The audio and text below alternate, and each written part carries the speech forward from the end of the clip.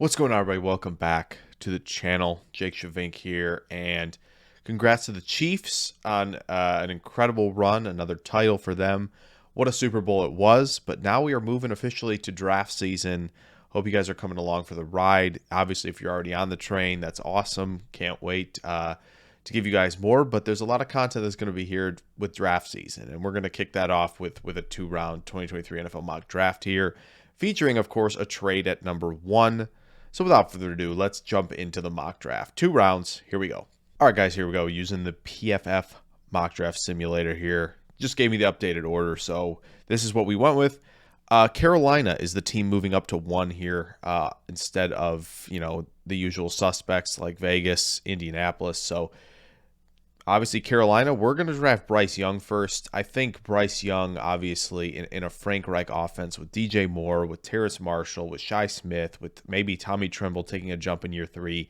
I think that's really exciting. Obviously, you got Ike Ekwonu, as the blindside protector. I think the offensive line's a little bit better than advertised. They can add a few pieces here and there, but I think overall, Young, obviously, great anticipatory thrower, does all the little things in terms of pre-snap, post-snap, and is a really good processor. Really good accuracy, and has really top-level poise. I think that's going to elevate this Panthers team into potentially a perennial division winner in the NFC South. Houston Texans at 2. This is going to be C.J. Stroud. They miss out on Young at 1, but C.J. Stroud got that accuracy plus precision throws, right? He's making these unbelievable touch throws over the middle of the field, down the field, right? He's giving his receivers a chance to go make plays in the air for the football. I think there's, a pretty solid tackle duo here in Houston. We'll see if anybody gets moved, but for now, Stroud, good operator in the pocket with, heightened mobility when things break down. He showed that against Georgia, and I think that's going to, kind of elevate him a little bit more in the eyes of scouts. And I think, D'Amico Ryans and company, they're going to like to have Stroud in that room. Arizona Cardinals at 3. Yeah, with 2 quarterbacks off the board, this is really easy, I think. I think you're drafting Will Anderson here no matter what. I think edge is just more valuable than interior defensive line. So when you look at Will Anderson, you see that, he aligned in 4-eye a lot because, Alabama trusted him to defend the run in a lot of ways, to be able to rush from that alignment, and just the pressure numbers, the sack numbers, the TFL numbers are still off the charts. Imagine giving him a runway at 5-tech, 7-tech, rushing wide a lot of the game. You're going to get a lot there from him. I think, Myjai Sanders, Cam Thomas, like Marcus Golden, this group's nice, but Anderson elevates it a ton. Colts at 4. We're going quarterback, and we're going to make an adjustment here because I think Will Levis being a Colt made a lot of sense, but now the Colts hiring Shane Steichen, Philadelphia's offensive coordinator, you cannot tell me that he would not like the idea of drafting Anthony Richardson here at 4. Okay, you're getting a quarterback with a higher floor than I think people understand at the position. We used to think the high floor people were the, these pocket passers, who could win from there. No, these high floor scramblers, you're going to be able to add that QB rush, a QB power, QB option, everything that Steichen did well with Jalen Hurts in Philly. You're going to bring that to Indianapolis.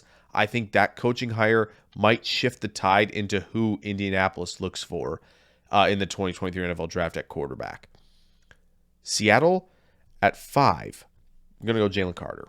Pretty simple there. Obviously, I think you look at Seattle, I think defense has to get better pretty much at every level. I don't think edge is completely solved either. So if Carter's off the board, you're looking at a Tyree Wilson and Miles Murphy potentially as well. But Carter falls here to 5. Seattle gets a truly powerful interior disruptor, incredible explosiveness, just like I said, power up and down, great flexibility, the ability to change direction, right? And just he overwhelmed everybody he played, and he didn't play that many snaps compared to others in this class. So when you extrapolate those numbers, you're going to get really, really good pressure numbers, I think, from Jalen Carter early on, and he's going to wreak havoc in Seattle. Detroit at 6. Yeah, I think this is corner. I keep defaulting to Christian Gonzalez because I just think that he's got the size, he's got the hip fluidity. I think he's good at side saddle and zone coverage. I think he's a sound tackler, but he's really good at finding the ball, really good at anticipating throwing windows and crashing the party there with interceptions. There's 1 year of ball production, but I think it's enough to sway a lot of teams. And the Lions are a team that can move Jerry Jacobs inside. They can move Jeff Okudah inside. I think Gonzalez makes a lot of sense for them. Raiders at 7. This would be the interesting fit. Will Levis fit in the McDaniels system? I think he needs to speed up his processing skills, but I think ultimately you have a quarterback with a great arm. I think better anticipatory thrower against zone than given credit for. He's got the mobility, toughness, ability to operate play action if they give him that opportunity. It will be interesting to see how he fits with a lot of these teams. I think his best fits are kind of Detroit and Seattle, two teams who might not look quarterback. So it'll be interesting to see if McDaniels and company are comfortable with a player like Levis. But again, they need a quarterback at this point. That's the player we're going with. Falcons at 8. They got to get more pressure on the quarterback. I think Tyree Wilson's upside is larger than Myles Murphy's. I think you're getting that tall, long interior disruptor, but I think he's powerful enough to where now you have your kind of a little bit maybe more of, just because of the size, more of your run defending, powerful defensive end rather than the rush end that Ebiketie and Malone are giving you. So we're going to go Murphy there for the Falcons. They got to get pressure, right? Bears at 9, they're moving back this far. I think, Murphy, Brzee, Paris Johnson, Branch, like there's a lot of guys on the board I think they would like. If they want to go Quentin Johnson, they could. If they want to go Addison, they could. I'm going to go Peter Skoronski for them. They have now 940 and 54. Obviously, they picked up the 1 and 2 from Carolina and a bunch more. I'm going to go Skoronski. This is what it gives you, I think. Skoronski he's powerful, he's balanced, great technique. In terms of down blocking, I think he moves a little bit better than given credit for. But this is the reliable rock that the Bears need on the offensive line. Even if you slide him in at guard, I know that's not maybe what Bears fans will want. But I think if you give Skoronski the pretty much the keys to the car at left or right tackle, I think you're going to be really, really pleased with the results protecting Justin Fields. Eagles at 10. I think this is the home run pick here, Myles Murphy. The Eagles are in a similar situation that a few teams are, Atlanta, Detroit, where they need this strong side, powerful length type of player who can defend the run really well, set a strong edge, and free up the linebackers a little bit on scrapes and whatnot. This is probably what Philly needs. They're going to have to reload the cupboard at edge. I think Murphy is the type of player they need, relative to what they have for the long term in Josh Sweat and Hassan Reddick.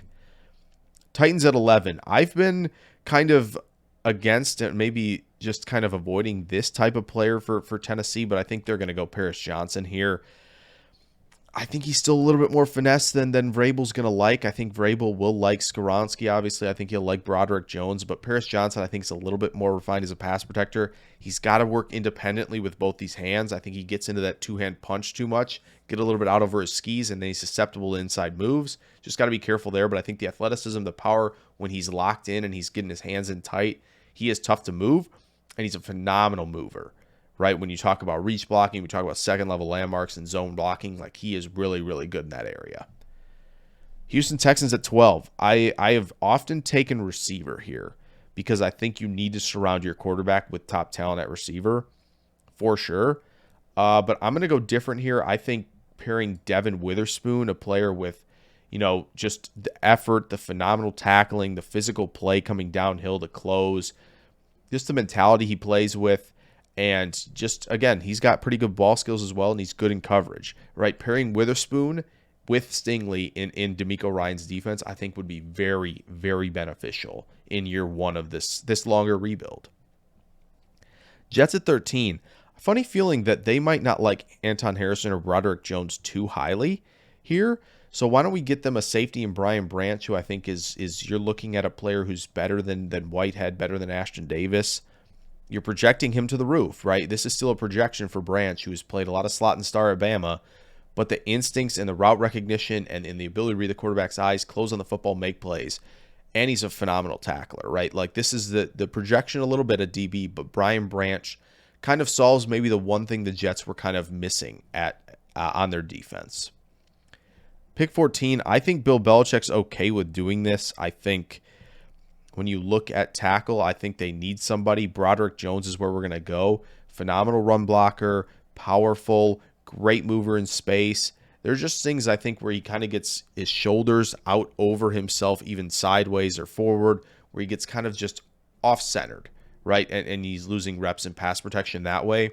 You go to a team that's really good at developing offensive linemen, and I think you have a recipe for success in New England. So they didn't force the issue at receiver either. Green Bay's not going to force the issue at receiver as well. We're going to take Lucas Van Ness for them.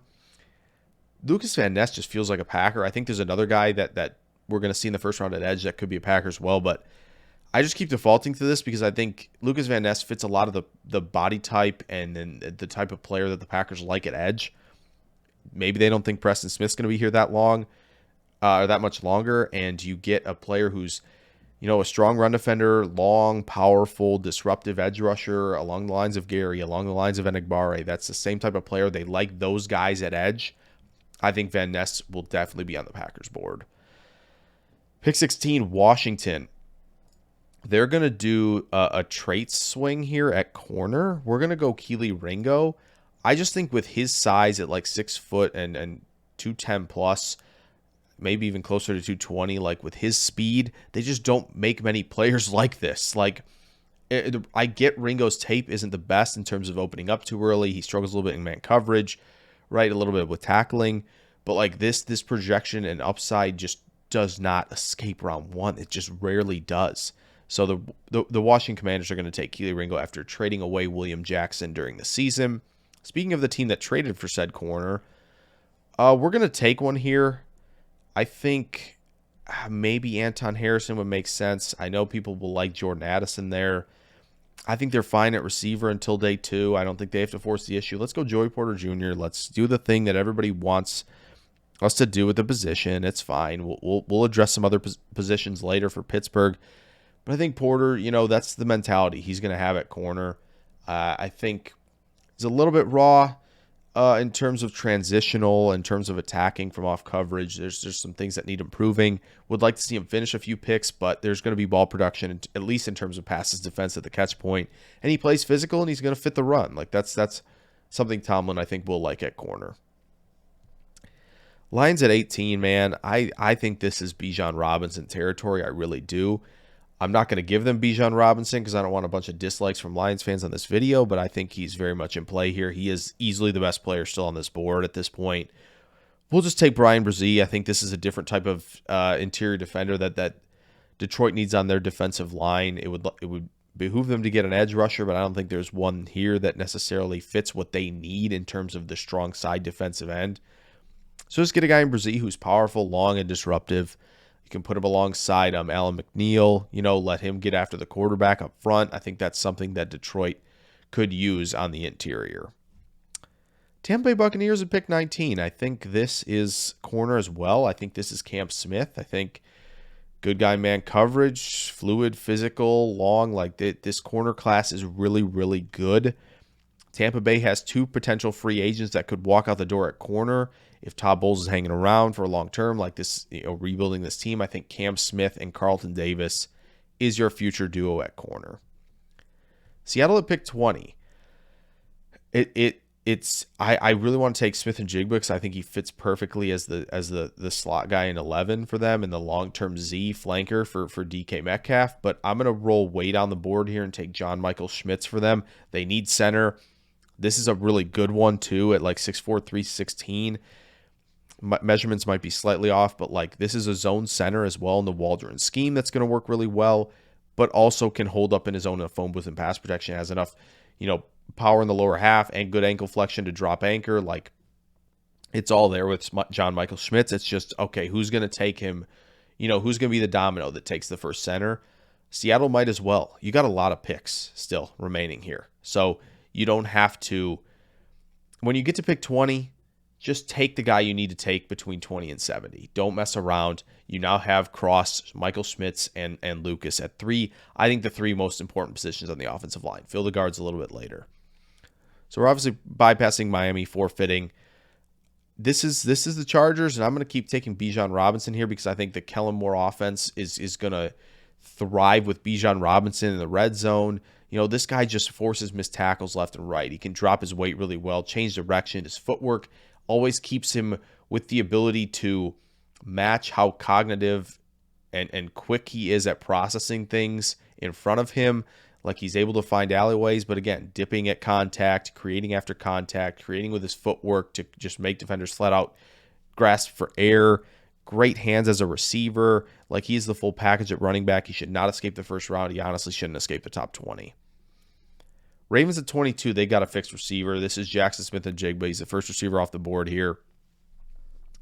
I think he has outside shot at a wide receiver one. He's just not overly explosive, but he wins everywhere else, right? He's winning as a route runner pre-catch. I have a video on him that I'll put up, in the right now as I'm talking about him that you can click on. But like, he just wins in 3 phases without explosiveness. And whether it be creating with his footwork after the catch, just really good sense of space and where defenders are at. He's creating chunk plays and good coverage ID, good spacing player, great hands, can catch through contact. But again, he's got good release and he attacks leverage really well as a route runner. Like Jackson Smith-Njigba and Rashad Bateman, that's a good duo. Minnesota, I could definitely see the Vikings going corner here. Obviously, they don't have a pick for a while after this due to the Hawkinson trade, so this could be corner. I'm going to give them Zay Flowers. Really good route runner, really great functional twitch and quicks. Just phenomenal in space, decelerating and accelerating on a dime. He's going to make defenders miss down there, and he's also a pretty good, darn good deep threat as well. Can separate and adjust at the catch point, even at his size. This is a really, really good number 2 to Justin Jefferson in this offense. Jaguars at 24. I have a feeling they're really going to like Luke Musgrave, especially if Evan Ingram does not return. Luke Musgrave is size, speed, and catch radius at the position. He would fit in really well with what they like to do with Evan Ingram. Man, Musgrave with the catch radius and the speed, playing with Trevor Lawrence, with Ridley, with Kirk, like that is a recipe for a lot of success on offense. Giants at pick 25. This is easy. Quentin Johnston's here. You're taking him. He's can be the X, right? Just got to work on a plan versus press. He's got the acceleration that in spades. He's got a great feel for setting up defenders and getting into catch to attack transitions. Again, and he can eviscerate angles with his speed. I think he could work on being better at the catch point, attacking a little bit better, and not body catching. But like, the upside is way too high not to be swinging here for the Giants. Dallas is doing the Minnesota thing at 26 here. We're going to take Jordan Addison for them. Jordan Addison, CeeDee Lamb would be a great duo. Addison utilizes his speed really well as a route runner, efficient through his route breaks, dropping the hips, sinking, and getting in and out in very few steps. Reliable hands, good after the catch. Like, this is potentially one of the if not the best, one of the better route runners in the class as well. Just a little undersized. Let him play Z.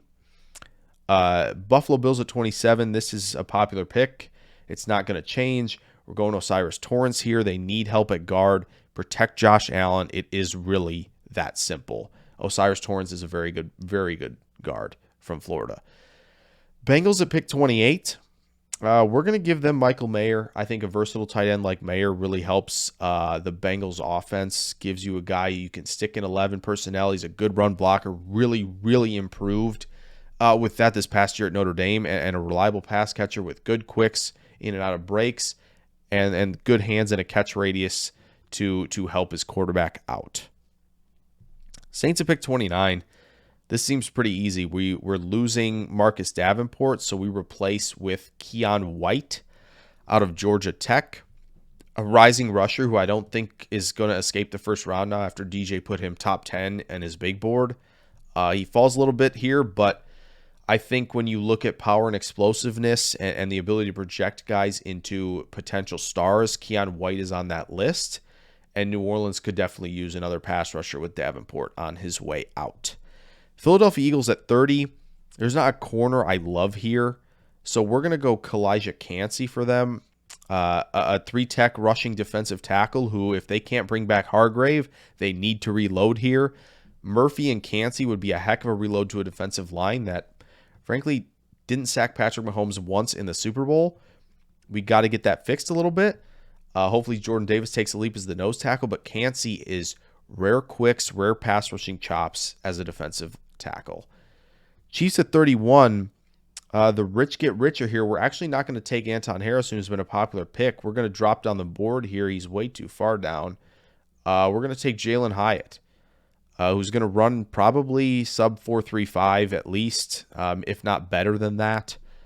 Man, like Jalen Hyatt, a lot of speed, can maintain that speed on 45-degree breaks. Like, if you feel like you can get Juju Smith-Schuster back, you have Tony, you have Moore. Those are a lot of slot guys. Even if you don't get Juju back, like you have those type of players, Hyatt's your new speedy guy who can get down the field, create chunk plays, but things are going to open up for him underneath.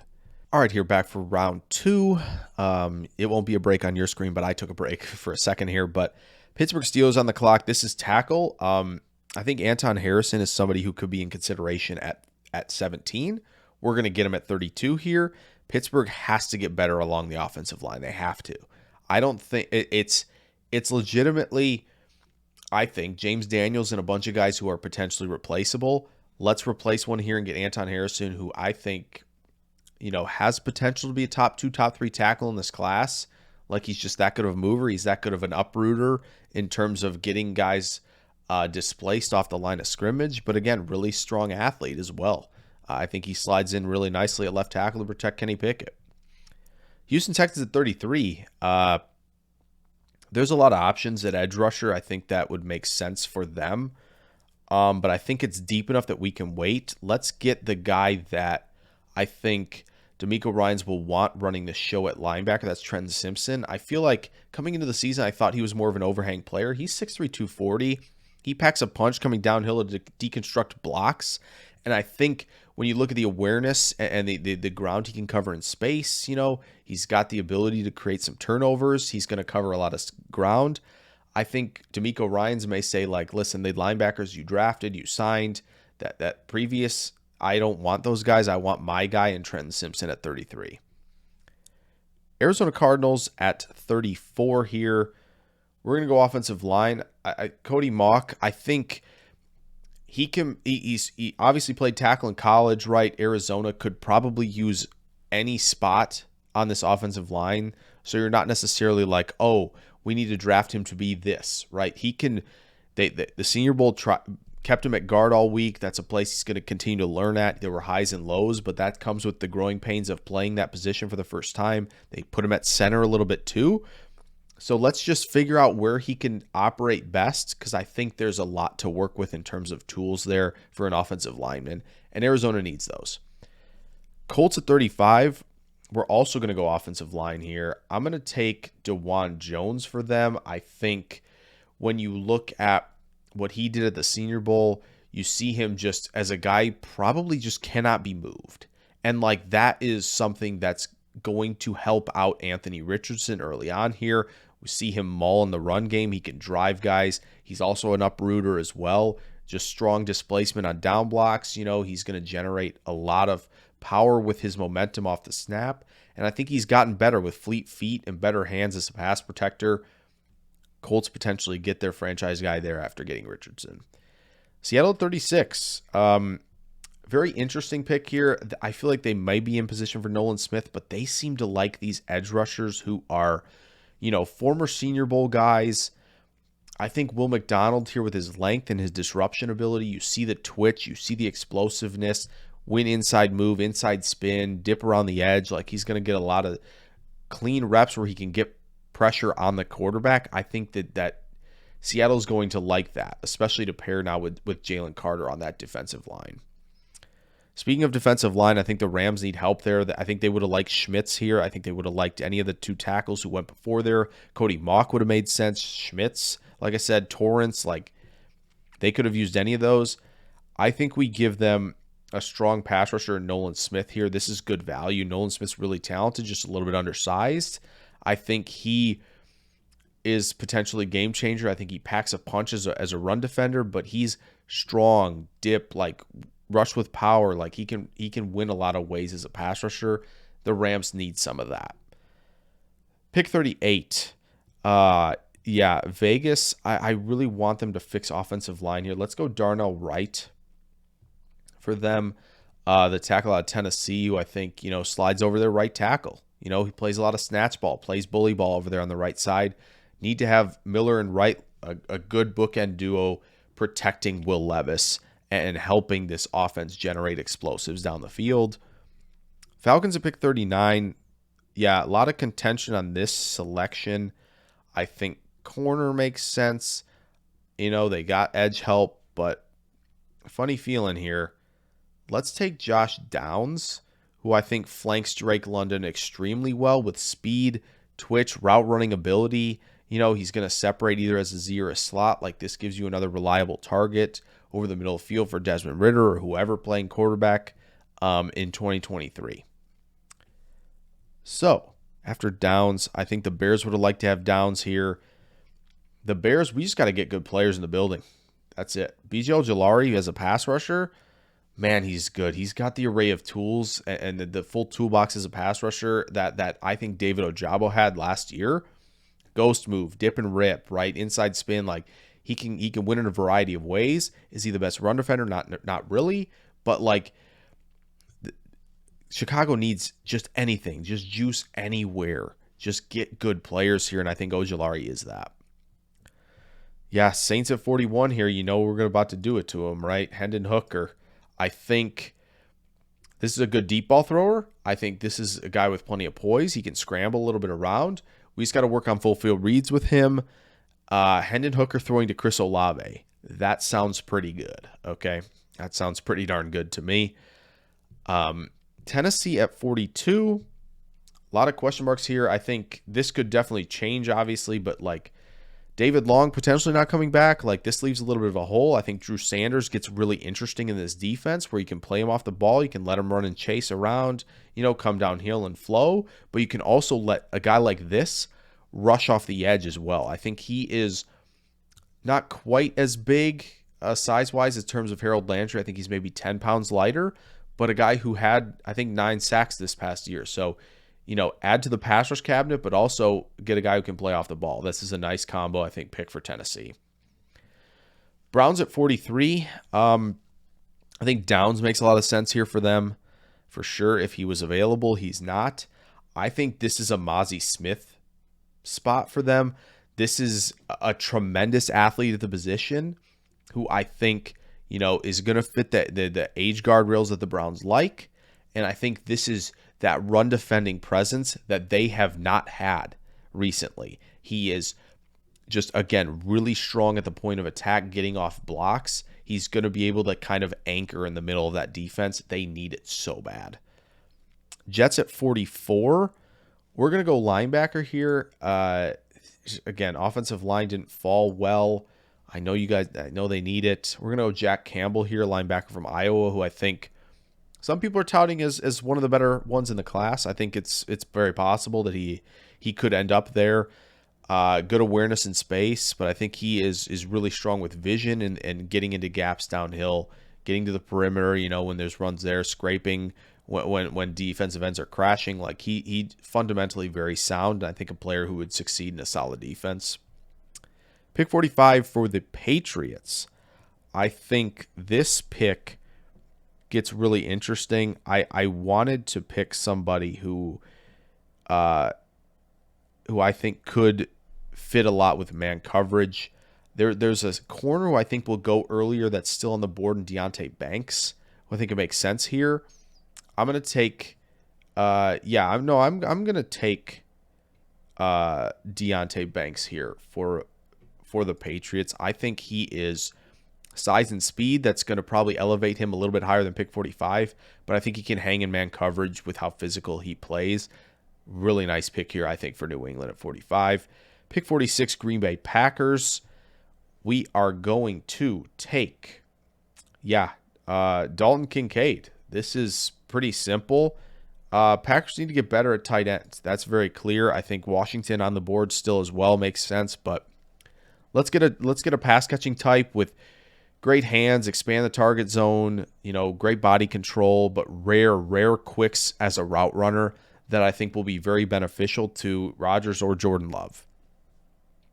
Washington pick 47. This may feel a little bit crazy down the board, but I think they just need to get better on the offensive line anywhere. And I think Steve Avila is really good, powerful, good mover in space. Like, just Washington needs to get better offensive linemen. I think they're a solid offensive line, but they could be a lot better. Let's swing here with Steve Avila at 47. Pittsburgh at 48. I like the idea of this. A little bit further down the board, not necessarily a player I would potentially take in the top 50, but Andrew Voorhees to play left guard, I think makes a lot of sense for Pittsburgh. Again, load up these offensive linemen, get better up front, and you're gonna see just loads of difference in the run game and loads of difference with Pickett having time to throw the ball deep over the middle to Freiermuth. Give Pickens some go balls, right? That's all going to come together if you can fix this offensive line. Detroit at 49. This was way too much fun not to do. Come on, like this is a Dan Campbell type of pick, right? Yeah. Darnell Washington gives Jared Goff another ridiculously nice target, force multiplier in the run game that I think is really giving you a third tackle along the lines of Mercedes Lewis. Obviously, you got rid of Hawkinson. You traded him. Bring in a young guy like this, and you have Jamison Williams, Darnell Washington, and Amon-Ra St. Brown. Heck yeah. Absolutely. Right there. Pick 50, Buccaneers. A tough one here. I think they'll reach a little bit on offensive line. Take Matthew Bergeron, who I think has good feet, good hands. Like, I think he's still improving. There's still development to be had. With sometimes oversetting and working on keeping that inside hand, nice and strong and tight to prevent inside moves. But I think you're looking at an heir apparent here to Donovan Smith. Bergeron and Tristan Wirfs would be the future at tackle. Seattle at 51. Like I said, we talked about Jackson Smith and Jigba potentially being that third receiver. If they want it for this Waldron offense, Rashee Rice is a phenomenal blocker, good deep threat, can operate, in the short area, and create a little bit after the catch. The blocking, though, in 11, that's what really sells me on this selection for Seattle. Dolphins at pick 52. I think they need to get better at center. We're going to take Joe Tippmann this early, absolutely. I think, look at the movement skills. You look at how strong and big he is with the size on the interior.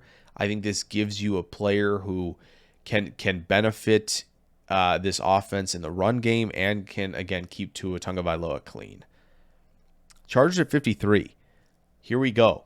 If you haven't heard this name yet, sleeper a little bit, get to know this name. Tyler Scott, a really impressive, I think, route runner with tons of speed, a little bit undersized, but Tyler Scott, this is exactly the player the Chargers need as a deep threat for Justin Herbert. You have Bijan Robinson, and you have, a really strong offensive line. Like, Tyler Scott is really a cherry on top, and you might be able to get like a developmental, more interesting prospect at tight end in the mid rounds. Bears at 54, back up again. We got to get some talent in here. I think this is a fun one. He didn't get an invite to the combine, which I think is kind of absurd. Oh, wait, he's listed as an edge. That is my fault. But he's like 6'3", 303. Carl Brooks, man, really impressed. Really impressed during Senior Bowl week, and the film's pretty good too. I think you get Carl Brooks and you get B.J. Ojulari. That's a really nice start for the Bears. Really trying to revamp a front seven that has lost so much, especially at defensive tackle, especially at edge. Right? That's a great start for I think this franchise building through the trenches. Detroit back up at 55. We mentioned that they need this strong side defensive end with a lot of size. That kind of fits the bill with Zach Harrison if he's really 6'5", 272. Like, that is a big dude with a lot of length, with a lot of power, and you need this guy to be your strong side run defense type of edge setter at defensive end. Not too many picks remaining. Jaguars on the clock at 56. I actually initially had these guys taking Banks, but I think this also works. I think they'll definitely be in on Emmanuel Forbes as a corner. A little bit slighter, a little bit lankier in terms of the frame, but ultimately like a player who really good instincts, a lot of interceptions last year, and I think guy who can really succeed in man coverage. New York Giants, 57. I think they also go corner. Tyreek Stevenson, very intriguing project with a ton of athleticism. Made some plays down in Mobile. I think this is the type of player the defense is missing. I think the value is pretty decent at 57. 58, this is definitely good value. We're going to take Siaki Ika for the Cowboys here. They have to get better defending the run. They're missing a guy who can take on multiple players. Ika is that guy, and he shows some flashes of pass rusher for as big as he is at 340. So Bills at 59 here. We took Torrance. I think we just got to continue getting better in the trenches.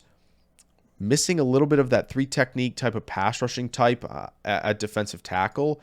We're going to take that in Keanu Benton, who has really quick, violent hands, a great club move, and tons of explosion to attack gaps, but to win as a pass rusher. He did that at Mobile. He went to the club move a ton, and it was very, very effective. This is the type of player they need on the interior to rush the passer. Bengals at 60.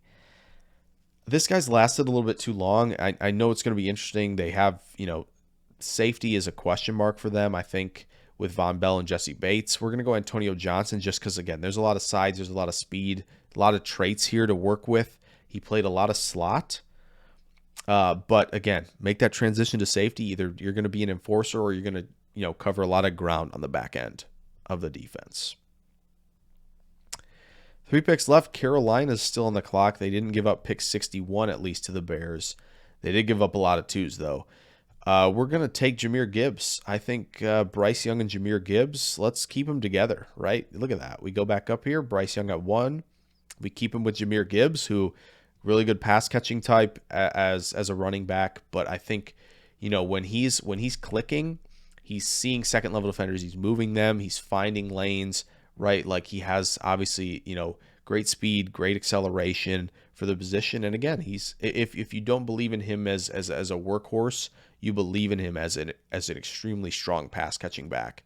Those types matter in this day and age. Philly at 62. I think Miles Sanders didn't really show up. Maybe that's overreaction, but I think that running back's definitely in the cards for this team. We're gonna go with, I think Zach Charbonnet's interesting.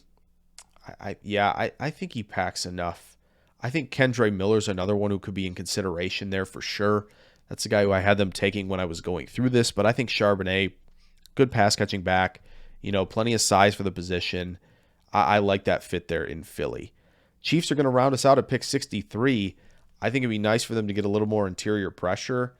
I don't know where I'd go here, though. I mean, Dexter Moro Ojomo, that's a possibility, too. I don't know why Newton's here. He's going back. He went back to school. I'm going to get another edge for them. Obviously, Clark and Karlaftis are really nice players. I think that's where I'm going to go, though. Unless there's somebody I really like at tackle. There really isn't. Isaiah Foskey's dropped a ton down the board. I think that he is still a really strong run defender. He's got a good go-to move as a pass rusher, and he's a phenomenal athlete. So, sounds like a good blend to me to bet on.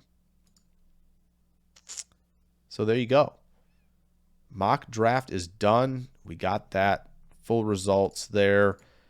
Yeah, this was a lot of fun. Hope you guys enjoyed this mock draft. 2 rounds.